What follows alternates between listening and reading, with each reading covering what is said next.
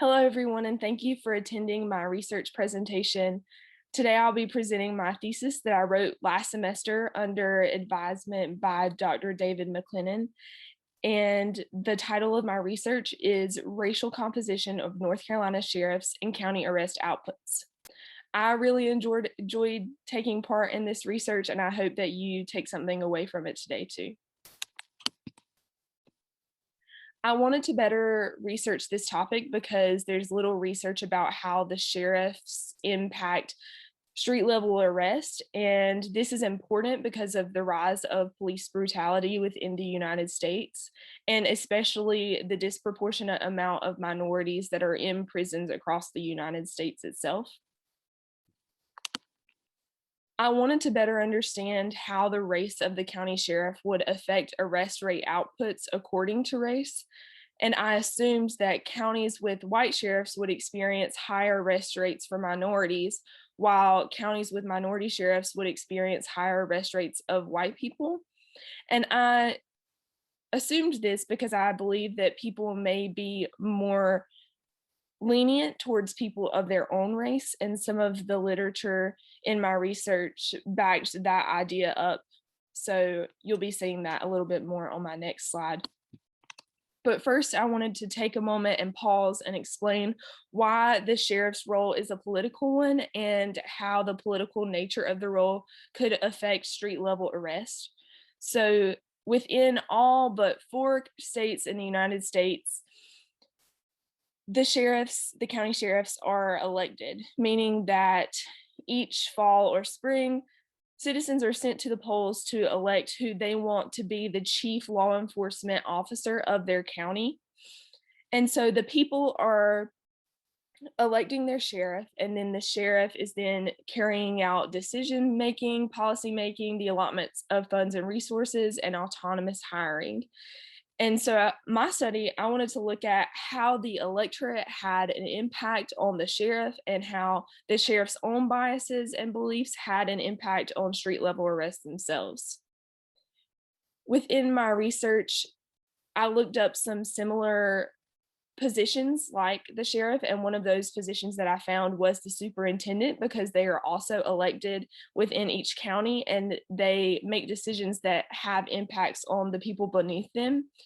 So a study in 2004 found that having a Latino superintendent had an effect on the performance of Latino students within the county. Similarly, counties with Latino sheriffs were more likely to have more immigrant-friendly policies, from a study in 2013. And lastly, counties with white sheriffs produced a higher amount of Black arrest rates than white arrest rates in a study done in 2019. This was very important to my study, and I can't wait to show you the result that I got. For this study, I utilized data from the North Carolina Sheriff's Directory and the North Carolina State Board of Elections to confirm the race and political affiliation of each sheriff within North Carolina. Within my study, there was significantly more white sheriffs than Black sheriffs. However, within North Carolina alone, the amount of Black sheriffs has increased 8% from 2015 to 2018. And the number has been rising within the United States itself also. In my study in 2015 and 2016, there were 12 Black sheriffs, and in 2017, there were 14 Black sheriffs. Each Black sheriff in my study was a Democrat, while there was a more even split among white sheriffs. There were mostly more white Republican sheriffs than white Democrat sheriffs. This brings me to my arrest level data. So I obtained that data from the North Carolina State Bureau of Investigation Uniform Crime Report. And my study focused on 93 of North Carolina's 100 counties because the Uniform Crime Report is self-reported, and unfortunately, this means that some counties were not present in the data set, which is really unfortunate because one of those counties was Mecklenburg County, which I believe would have had a big impact on my study itself. However, the crime reports showed 32 crime categories broken down into Part 1 and Part 2 offenses. Part 1 offenses are those that are violent, and Part 2 are those that are considered nonviolent. And within this data set, the data was broken into 4 racial categories, which were white, Black, American Indian, Alaskan Native, and Asian and Pacific Islander.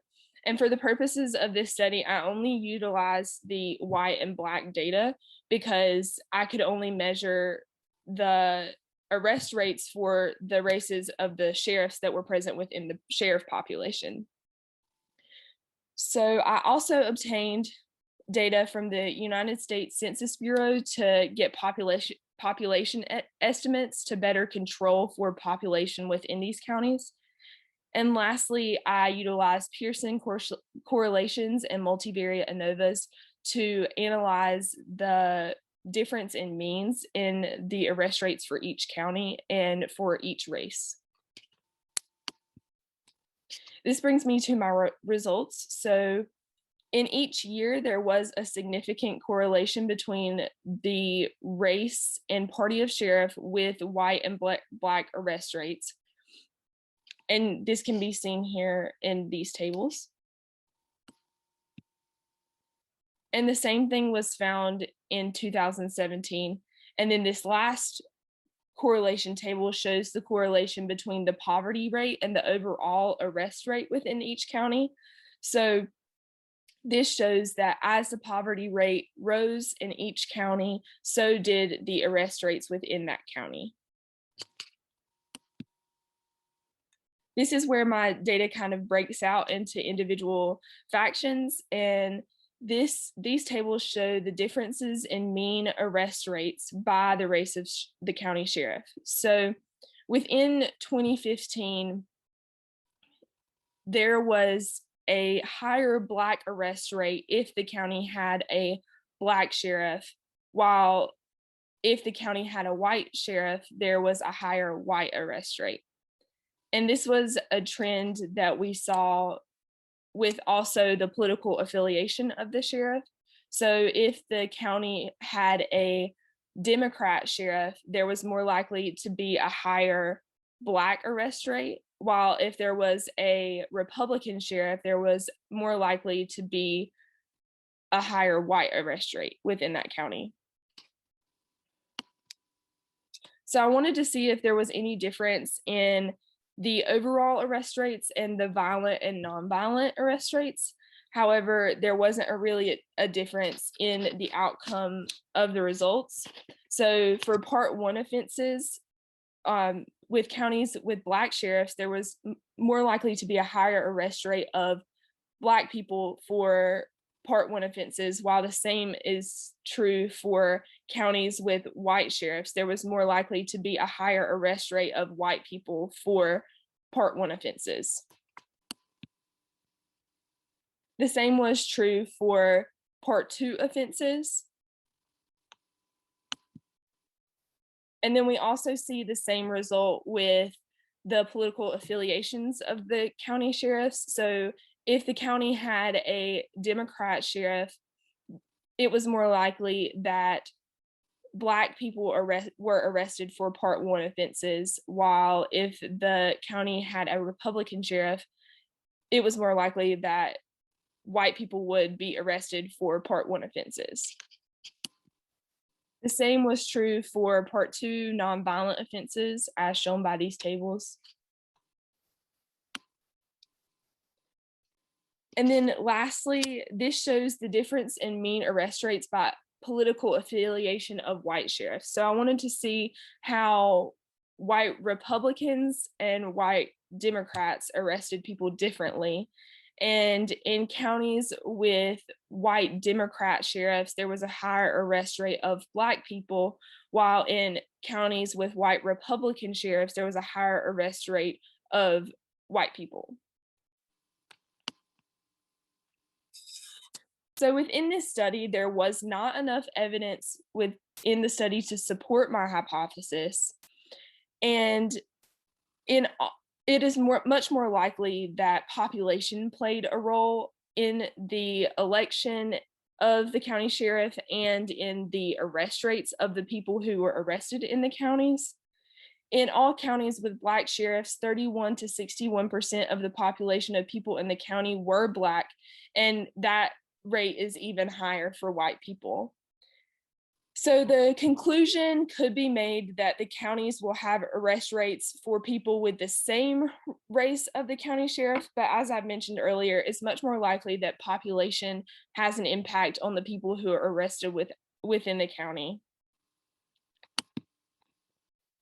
So there were some limitations to this study, and the limitations that I found were that there were a small sample of Black sheriffs within the study, and that there needs to be more analysis with all law enforcement leaders, not just the sheriffs, because there are also police chiefs who take part in that decision-making, policy-making aspect of arresting and policing. And we need to include more states and at more time points to get a better picture of what this means for society and arresting. And although my hypothesis wasn't supported, we should take this conclusion with caution because there is still problems with policing and police brutality within the United States. And although this study didn't show a correlation between the sheriff and county level arrest rates, there still could be some biases that are affecting those street level arrests. Thank you for watching my presentation, and if you have any questions, feel free to contact me at email.meredith.edu, and I would be happy to answer those questions. And I would just like to give a thank you to Dr. McLennan for helping me in this project, and for my roommates and family for being there with me throughout the process, for taking time to spread out data, and I really appreciate you all. Thank you so much.